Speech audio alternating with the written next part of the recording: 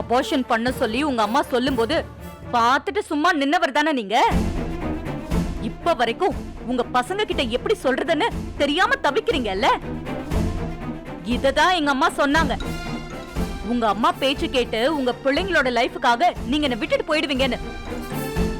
நாளைக்கே நீ எங்க கூட இருக்கணும், அப்பதான் இனியா கல்யாணம் நல்லபடியா நடக்கும்னு யாராவது ஒருத்தர் சொல்லுவாங்க.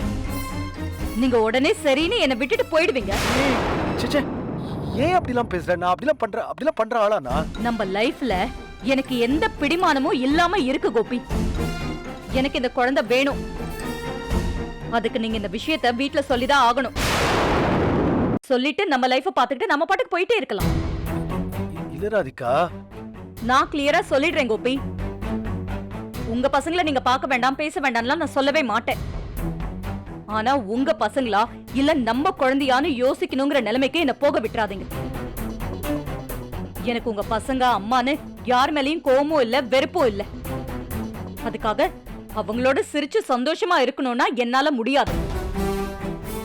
அதே மாதிரி அவங்களும் என் கூட ஒண்ணும் பேச வேண்டாம், நான் அத கூட எதிர்பார்க்கல. எல்லாருக்கும் அவங்க வாழ்க்கை முக்கியம்னு இருக்கிற மாதிரி எனக்கு என் வாழ்க்கை ரொம்ப முக்கியம். புருஷனே டிவோர்ஸ் பண்ணிட்டு போனாலும் பாக்யாவுக்கு மாமனார் மாமியார்னு ஒரு பெரிய பட்டாளமே சப்போர்ட்டுக்கு இருக்கு. எனக்கு அப்படி யாருமே இல்ல. எனக்கு அப்படி எதுவுமே இல்ல.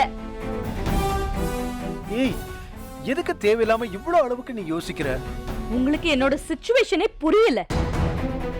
குழந்தை பொறுக்க போகுதுன்னு சொன்ன உடனே நீங்க ரியாக்ட் பண்ண விதமும் உங்க அம்மா ரியாக்ட் பண்ண விதமும் அத பார்த்த உடனே எனக்கு ரொம்ப இன்செக்யூரிட்டி கொடுத்துருச்சு கோபி. அது மாறணும்னா நீங்க எல்லார்கிட்டயும் சொல்லிதான் ஆகணும். உங்களால முடியலன்னா சொல்லுங்க, நான் எல்லார்கிட்டயும் போய் சொல்றேன். சொல்லிக்கிட்டு அப்படியே பெட்டியை தூக்கிக்கிட்டு போய்கிட்டே இருப்பேன். நீங்க வந்தாலும் சரி, வரலைனாலும் சரி. அதெல்லாம் நீ ஒன்றும் பண்ண வேண்டாம், நீ ஒன்றும் சொல்ல வேண்டாம். எனக்கு இன்னைக்கு ஈவினிங் வரைக்கும் டைம் கொடு, இல்லை நைட் வரைக்கும் டைம் கொடு. ஓகே, நான் கிச்சன் போயிட்டு வந்ததுக்கப்புறம் எல்லார்கிட்டையும் சொல்லிடுறேன். இது வரைக்கும் இதே மாதிரி நிறைய தடவை டைம் கேட்டுட்டீங்க கோபி. ஐ நோ இந்த முறை அப்படி இல்லை. கண்டிப்பா நான் கிச்சன் போயிட்டு வந்ததுக்கப்புறம் சொல்லிடுறேன். ப்ராமிஸா சொல்றேன்.